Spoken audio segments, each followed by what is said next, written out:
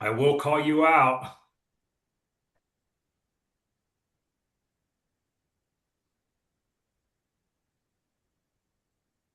Man, it's a quiet crowd today. No, I'll say, Leslie is we've managed to pick up a couple new recruits. So that's always good news. Yeah, where did they come from? You'd have to ask Leslie. I Okay. don't know where she is. Okay, that's good. We got two last month as well, which is nice. K-score agents. And it's been a rough go for the region in growing our agent count the last month. So it's good that Yeah, we're I think ours keeping is forward. K-score as well. Hey Chance, what's going on with you down there in Superior? Oh, just a little bit of this and a little bit of that, my friend. Was just doing some just checking in on a lot of the folks in the region down in the Pueblo area, over in Grand Junction area. To see how everyone's doing, holding out. Seems like everyone's been doing pretty good with the fires, which has been great. But other than that, we're just apps are picking up, contracts are picking up right now. I'm getting a lot of phone calls for rescue You have a deals. list. I don't need it. No, I'm So we're showing seeing some a lot to of you things about picking the up on East our side Bay. of the market. Fantastic. Are you guys closing some loans?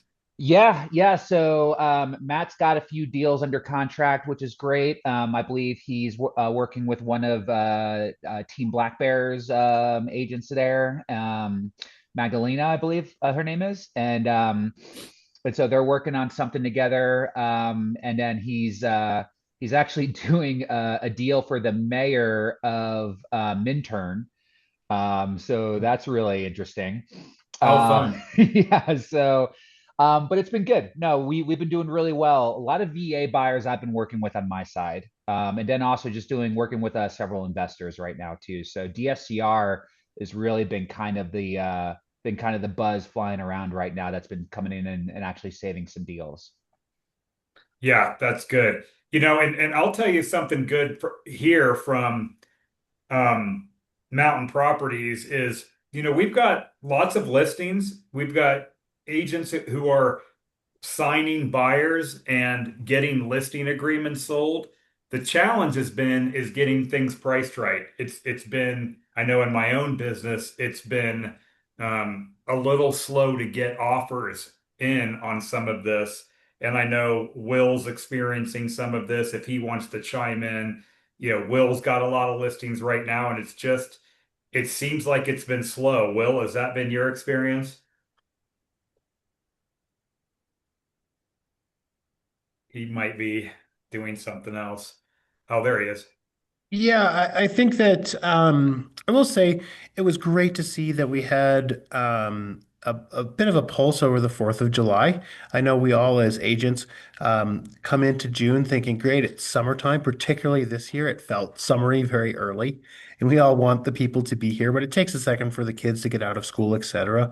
But I think the key is, and you've heard this before, is to be pricing them for the existing market or the one that you're going to be in 30 to 60 days rather than the one that there was a year ago. That could be dangerous territory, right? And there are some pockets that could still be very hot, but if it's a pretty average property and you're competing against some other things, you do need to sharpen your pencils and be aggressive with the pricing and have those hard conversations. And I would recommend, prefacing that with your sellers so that they're not surprised and you don't drop a bomb on them a few weeks into the entire process, right? Be clear that if the pricing is aggressive, that this is a test of the market and define what that test looks like and how long it's going to go on for, and explain what the future is and how we're going to get this thing into someone else's hands, right? That's right. That's right. Okay, Basecamp Buzz, events, trainings, and announcements. Monday and Thursday, Breakthrough 120 Accountability Group, 9 a.m. on Zoom, Frisco and the Edwards office. Um, Weekly, we have productivity coaching with Katie Briggs on Tuesday, 1 to 2 p.m. on Frisco office and Zoom. And then weekly on Wednesday, contracts with Rod Fishkin. 1:30 to 3:30 in person in the Edwards office. And Lunch and Learn with Chance, July 8th. That's today from Tomorrow. 12, or no, tomorrow. Is that Yeah. tomorrow, Chance? From Yeah, that's 12, tomorrow. 12 to 1:30 in the Frisco office and Zoom. Choose your blood type t-shirt. You have the freedom to give and the power to save lives. Keller Williams Top of the Rockies Community Blood Drive is this Friday, the 10th, from 10 a.m. to 2 p.m. And you can make an appointment at vitalent.org or call the phone number here or scan the QR code for the blood drive and pick your t-shirt. Mile High Market Brief with Russ and Charles, Mondays at noon. It's 30 minutes. Who here has joined the Mile High Market Brief? It's really It, good. it's really good. You know, something interesting that they talked about yesterday, despite the buzz in the media about it being a buyer's market and there's more inventory, the inventory is only a tenth of what it was in 2008. Did you catch that yesterday? Were you on there Yeah, yesterday, Eric? yeah, it was I good. mean, so this is something else going back to Will's conversation. We talk about industry updates and what's going on in the market. And most of those stats are looking at all of Colorado, which is predominantly the Front Range, where the saturation is just based on population.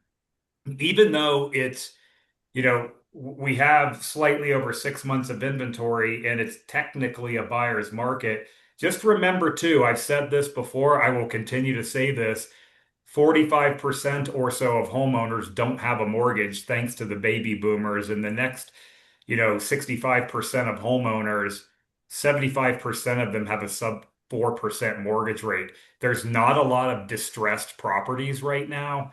And even though, yes, there are extended days on the market, we've got to continue to have conversations, especially with buyers, that yes, there might be deals to be had, but a lot of sellers are not under duress where they need to sell their homes. So make sure that you're having the right conversations with your buyers and sellers and checking in every Monday at noon on this Zoom call with Russ and Charles will help you understand what's going on in the market factually, not just what the news is saying. And also our regional rallies on a monthly basis, usually the second Monday of the month after the growth call. Oh, what's his name? Who's on there that does a really good market update? His name's escaped me. Somebody can correct me if they know who I'm talking about. Cooper. Okay. Yes, that's right. Mhm. Um, Mega Camp is coming up Wednesday, August 19th. This is in San Antonio, Texas. Keynote speaker Simon Sinek will be there. Best-selling author who wrote the book Start With Your Why. This is coming up the 17th through the 20th in San Antonio. There's the QR code if you still need to register. Rocky Mountain Summit. This is right around the corner and this is right in our backyard. Everyone here needs to attend this. This is the 23rd through the 25th of September at the Height.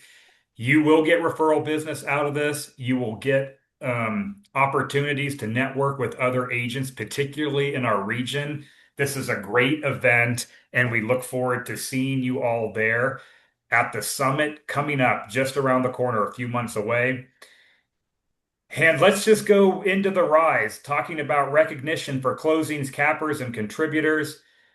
Summit June 2026 top producers by individuals. Rodrigo Villafana at 3 million, Kerry George at 1.5 million, Dan Derman 1.4 million, Brenda Kellen 1.125, Morgan Keeler at 940,000, Laura House $820,000 of production.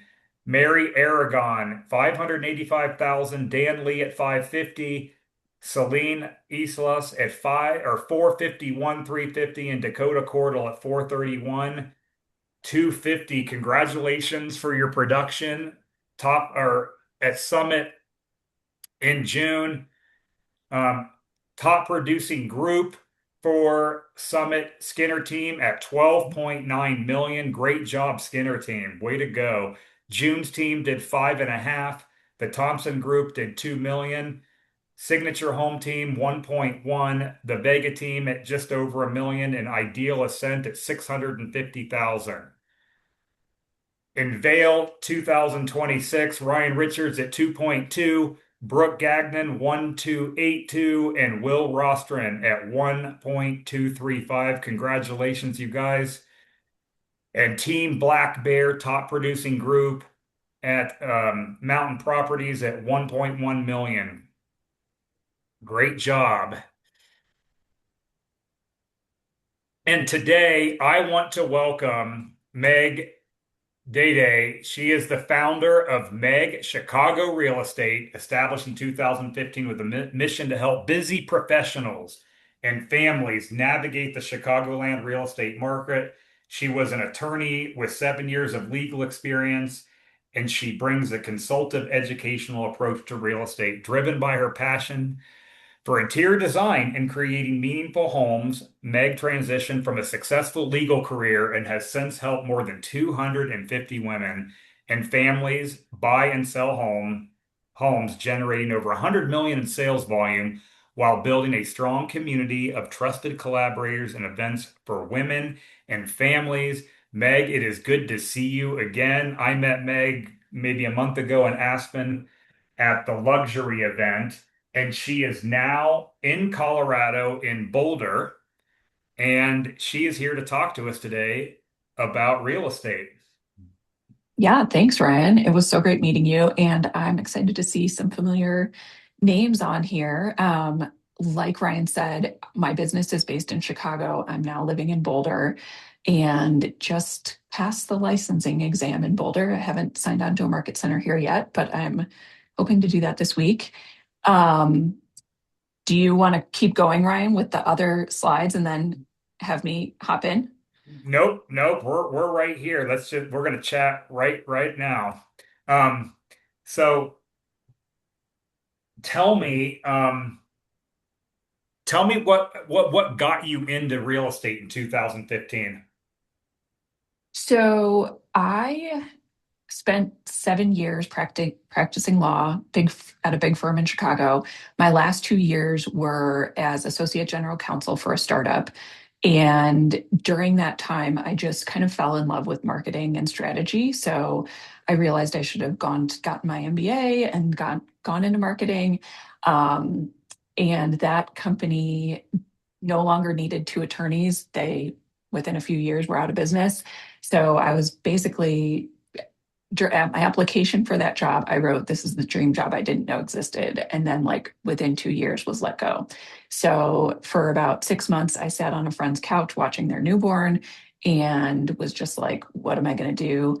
And I realized that in order to kind of like put those passions for marketing and strategy to work, I could get my real estate license. I was already interested in interior design and just kind of like start marketing myself. So, I don't know that I had never been in a sales role. I didn't really realize that getting into real estate meant getting into sales and just was completely unprepared for like a commission-based lifestyle.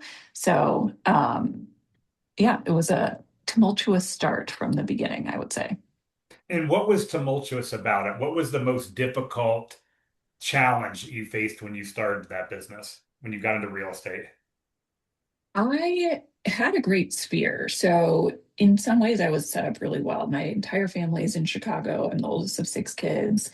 I had been networking for years as an attorney. So, I kept going to all the attorney networking events that I had been already going to. But because I didn't really know how to do any sort of sales or understand lead generation, I just, I was working my sphere and did I think from the outside, I was doing well.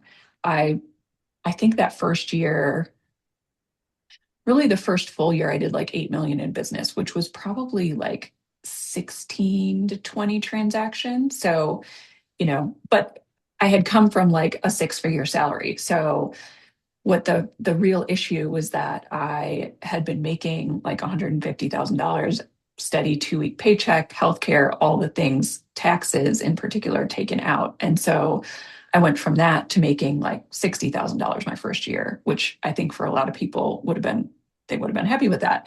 But I didn't put anything away for taxes. I was living very much paycheck, like less than paycheck to paycheck. And so that just started that first year. Like in October, I, extended my taxes, and someone from, H&R Block was like, instead of you being in debt to the IRS, I'd rather you put this $10,000 on a credit card. And I already had like some credit card debt. I had about $100,000 in student loans at that time. And so I was just like, well, yeah, this is my only option. So it just, I got into, even though from the outside real estate was going great, I was getting into kind of a vicious cycle of not being able to move forward in my finances. And when did that change? When did the momentum shift from the difficulty starting and having to, you have the six-figure salary with benefits and now you're commission based. How Yeah, long did it take until things got more comfortable? a long time. I started with a local company and switched to Keller Williams in 2018. So it was like January 2018. And I started drinking from the fire hose of like our amazing culture right away. My very first day, someone said, she was the OP. She's not, she's ironically like not with the company anymore, but she said this company will change your life if you let it. And I was like, I don't even understand what that means.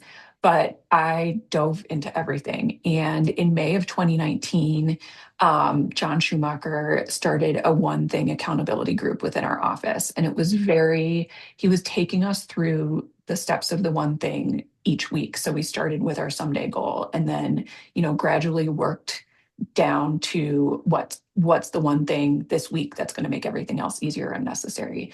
So in May of 2019, I realized that, of the seven circles and the one thing, the two things that would make everything else easier or unnecessary for me were getting my finances in line and my health. Because at the time, I was like 50 or 60 pounds heavier than I am now. And so I was like, this was May of 2019. I turned 40 in April of 2020. And my goal to the group was I'm going to lose 40 pounds by my 40th birthday.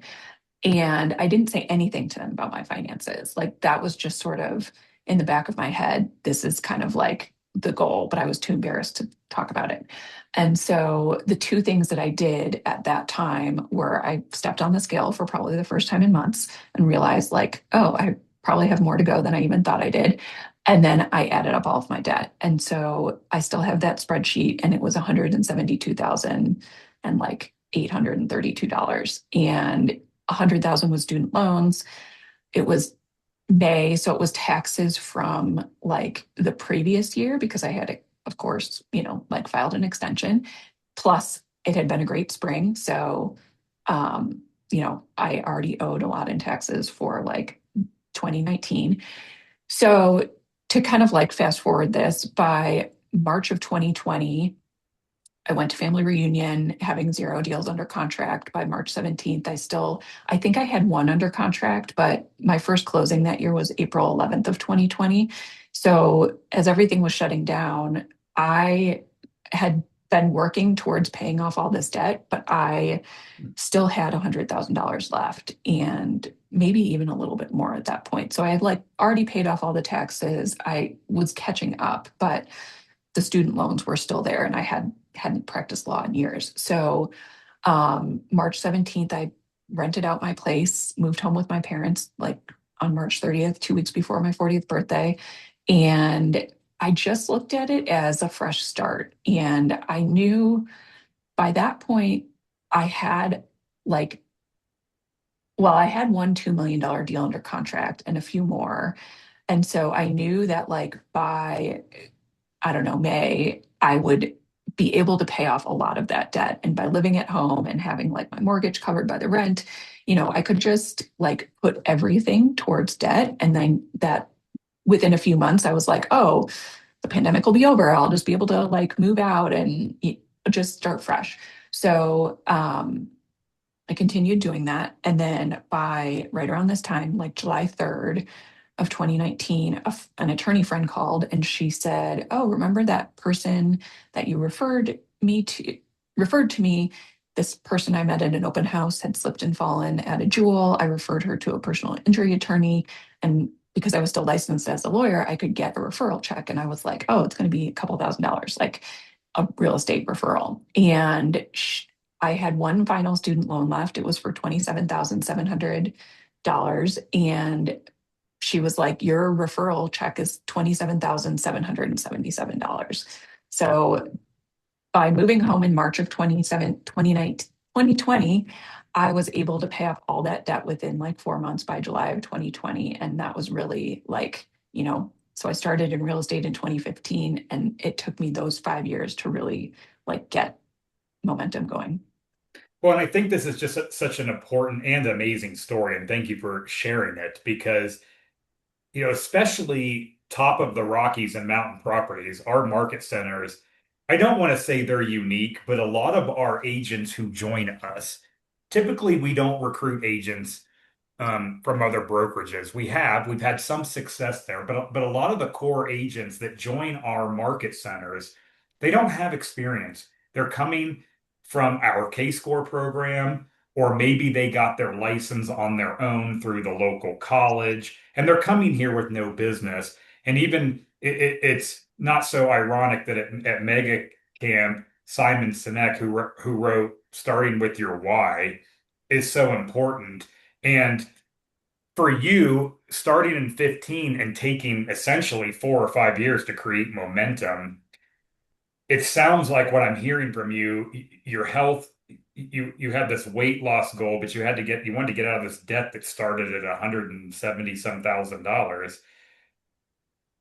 Was that your big why, just having those health burdens and the financial burdens over you? And I sense that you just felt that your back was against the wall and failure really wasn't an option. Is that what I'm hearing? Yeah, I think grit is really important in this business. I'm single. I had no, I mean, I guess my parents were my sort of like backstop, and I'm super grateful for them to let me live with them for what turned out to be a year and a half. But um, yeah, I had no other option. I had to make it work in this business. And I, the other thing that I was doing at that same time and got probably more consistent and purposeful like in 2019 and 2020 was I started hosting micro events. And um, so I had no money clearly at the time, but I knew I wanted to connect with people and create kind of like a networking experience that was something that I actually wanted to go to. I had spent all these years going to really stiff attorney networking events where everyone was wearing a suit and you got 2 free drink tickets. And, in Chicago, you're like paying $40 for parking and spending 20 minutes to go 2 miles just to get there. And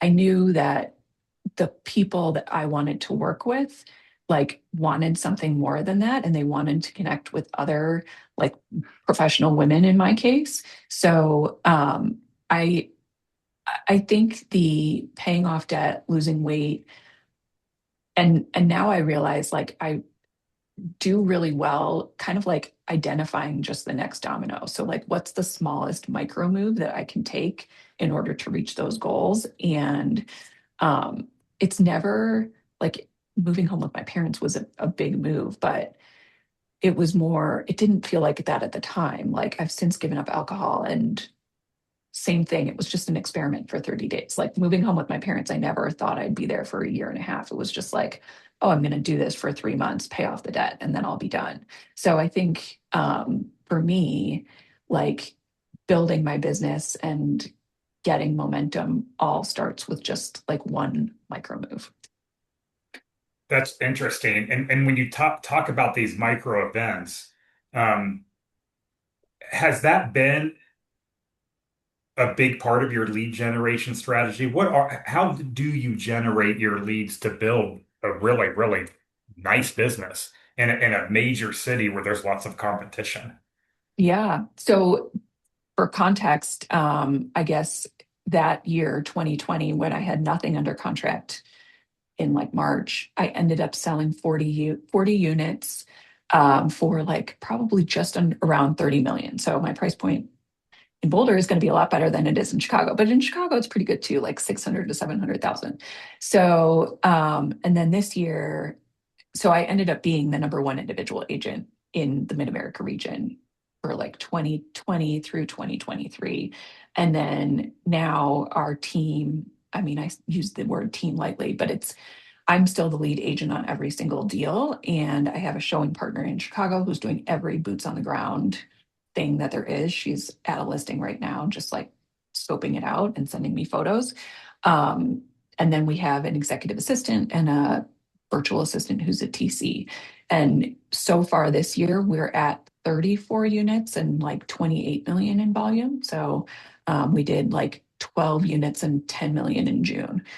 So, and all of this is because of the micro events and email newsletters that we're sending to our ideal clients. So back in around that same time in 2019, I was working with someone who's now a good friend. We're going to Aspen together in a couple weeks. And I was doing an open house. It was over 4th of July. And she walked in with her sister. She was in town, works for Google, and was like moving back to Chicago from San Francisco. We're about the same age. She kind of like was wearing something similar. And we just, just one of those people that like you hit it off right away. They're a fun client. They have like a great price point. She was motivated. I just realized at that point that I didn't need to be working 4 open houses a weekend to try and meet everyone in Chicago and all whatever, connect with everyone. I just needed to meet 30 women exactly like Kari to meet my goals. And so I really started focusing in on professional single women. Now we have a few different avatars, and um, it is engaged or people who are within 1 year of their wedding, so like first time buyers. And we just one of the a couple of the closings in June were this, but a good example is Danny and Amala. They got married last summer. Now they're pregnant and due in the fall. They bought a $1.3 million condo. So everything we do is really geared towards one of these three avatars. The next avatar is upsizers. So they bought that condo 3 or 4 years ago. Now they have an 18-month-old baby.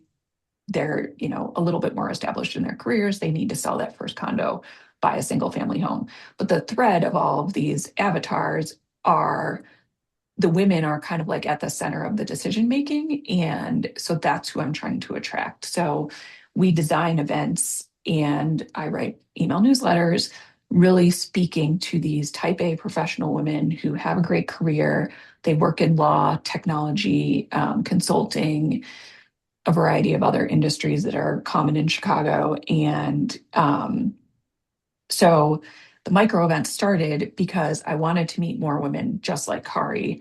And now they've evolved to meet more families who have 18-month-old babies who are going to need to sell within the next year and buy something bigger. But every single thing is really designed to speak to like usually one particular avatar. And so this is interesting. We talk so much in our market centers, and I think this is just a KW. This is just a generalization. We talk a lot about how do we build our database? How do we lead generate? How do we create micro events or call expired listings? Or who is your sphere of influence? But we never talk about, or very rarely, what happens when you get something under contract? And what happens when things don't go as well as planned? And particularly in the mountain communities, our price points are higher, and the generally it's less total transactions. Most of us aren't doing 20, 30, 40 transactions. I mean, the Skinner team it does quite a number. Team Black Bear does quite a number of total transactions. But what advice or what experience would you share how you handle things when they don't go smoothly? So I stay really on top of things, and it's going to be interesting because I just took the Colorado exam. Like, Chicago's an attorney state, so like it's going to be a whole new world being more of a title state and not having the attorney to fall back on. So I now realize even more how lucky we are in Chicago to have that. But um, so one tool that I love is called Quo. It's so if someone has like your solo agent plus an executive assistant, it's an app and it's a phone number. So now I have a Chicago number and a like Colorado phone number. And so it's a team phone number that all three of us are on. And I think the communication with the client has really improved with that phone number. And so I think we head things off or kind of like keep them under wraps through really super consistent and frequent communication. And I wish it weren't all via text, but that's just how people, like there are a lot of emails as well from our transaction coordinator, but keeping people informed and kind of like in the loop through this team text number has been a huge game changer. So um, I think it's like my attorney background too. I love the negotiation strategy. So I'm not afraid to pick up the phone and call the other agent. And if something's, you know, a, I feel like I can see all the ways that something's about to go south before maybe it happens. And so a lot of it is just proactive communication with either the clients or the other agent. That's great. And going back to talking about how we have newer agents in our market centers that don't have a lot of experience, and sharing your insight where it really took you 5 years to where you really started to gain momentum. That's right. Yeah. What are a few things that you would encourage newer agents who might be dual career, especially in expensive mountain towns? What would you give them a few pieces of wisdom, advice on whether it's grit or whatever you think you'd like to share on how they can stay in this? Because we just see a lot of this where agents join, they hang their license for a few years, they don't sell anything, and then they just disappear. And what would you say to that? So I have a lot of thoughts on this, and I would love to see anyone else's questions or thoughts in the comments. But because I didn't really intend to start a new business in Boulder, but I'm doing that because I've started to get agent referrals there. And I'm just sort of like networking naturally, which has been fun. But so I've been thinking a lot about this because I'm essentially a brand new agent in Boulder in a new place where I have no sphere. And so for me, I think it really comes down to knowing who you want to most work with and that idea of an avatar. And I think it's counterintuitive to a lot of people, especially when you're just starting out, because we want to help everyone. And I do help everyone who comes our way. And like in Boulder, I think the most likely people that are going to come my way and who I'm like naturally kind of like networking with are the same professional women. But in this case, I think they're more like 10 years older than me, have downsized from somewhere else in maybe Ohio or somewhere else in the Midwest. They've moved to Colorado for a more outdoorsy lifestyle. They, have had a great career and are just looking for a totally new lifestyle change. Um, Agent referrals are another one. And then I'm in a co-working space. So, people who are like all entrepreneurs in the co-working space probably are going to be my third. But my advice to someone who's just starting out is like, look at where you're already excited and like getting involved in things. Maybe it's a hiking group. Maybe it's, um, just like mahjong or cooking or skiing, whatever your like hobby is, just go all in on that and meet more people doing that one hobby and grow your network that way. Because, yes, it is going to take several years to gain momentum, but you can have fun along the way while doing it.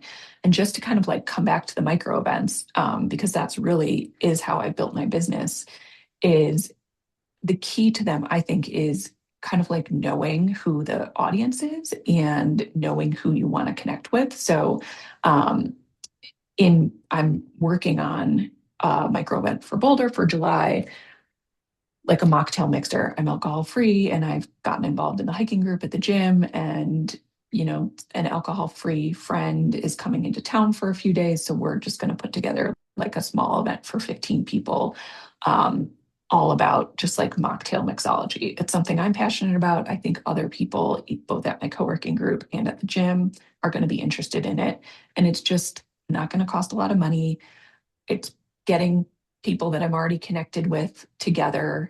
And so, I mean, I could, if anyone's curious, talk way more about micro events and how we put them on.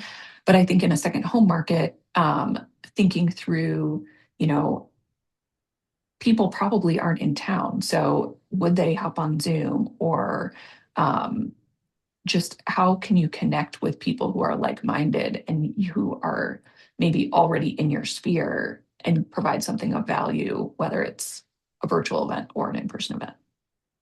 Very good.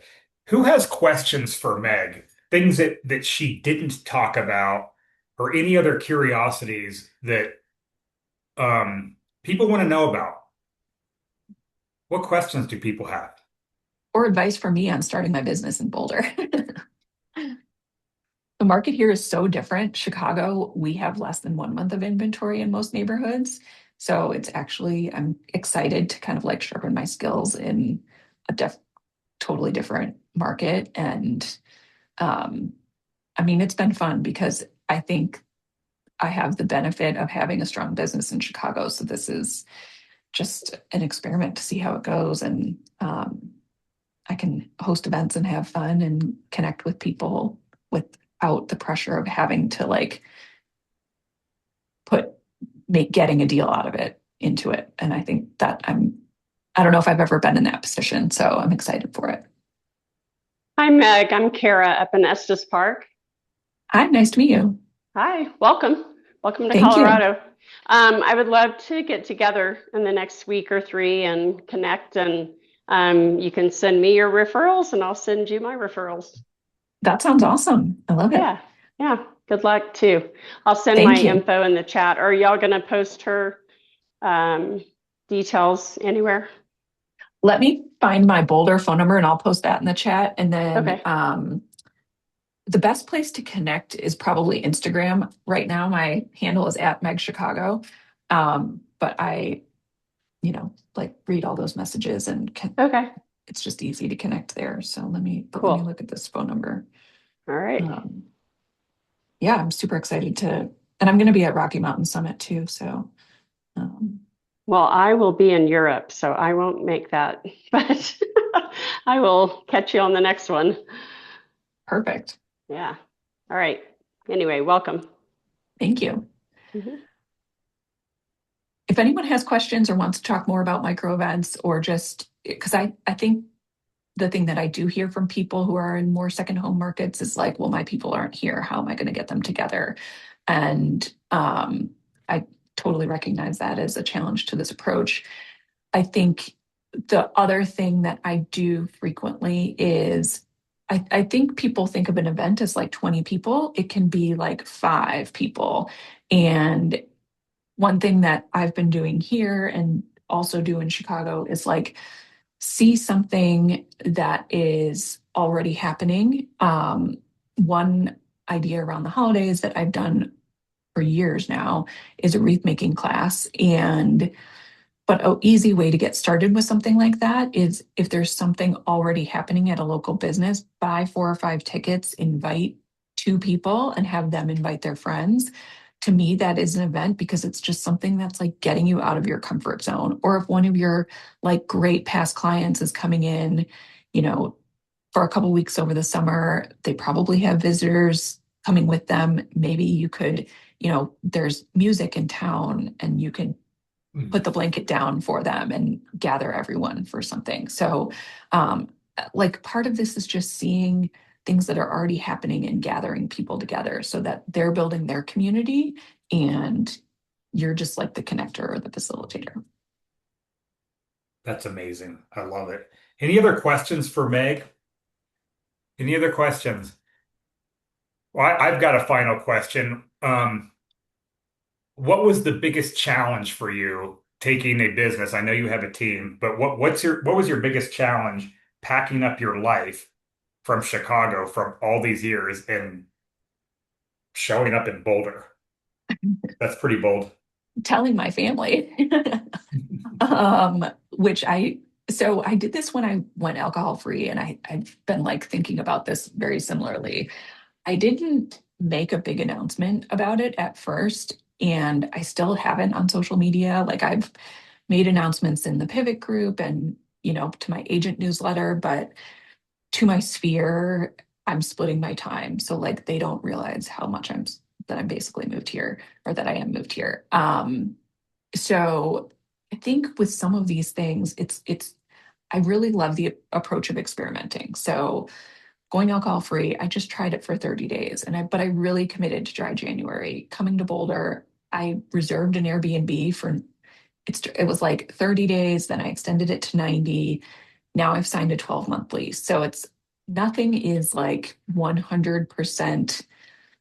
I feel like books and stuff talk about you've got to jump off the cliff, go all in. Well, the business in Chicago is what's making me the money. I can't drop that completely. So, I think, but over the past 3 years, I've been working remotely probably 40% of the time. So it seems somewhat abrupt from the outside, but to me, like I've been putting the pieces in place for a long time. And I spent winters in Barbados and Palm Springs and I've been just kind of like exploring different places. And I really, um, realized that I wanted like a small town within an hour of an international airport that had a lot of sun. And so by experimenting with all these other places over the last 3 years, I honed in on what I actually wanted and what was important to me. So I know that was a long-winded answer, but I think the idea of just experimenting is what's I'm like taking forward. I love that. Well, guys, thank you for joining us on the lift today. This has been a great conversation, Megan. We look forward to seeing you at the summit. And if anybody has buyers and sellers in Boulder, you know who your gal is. And she left her Yes. number in the chat. So we will talk to you next week and we'll see you on the lift 9:15 next Tuesday. Guys, have a great week. Thanks for joining in today. Nice to meet everyone. Thank you.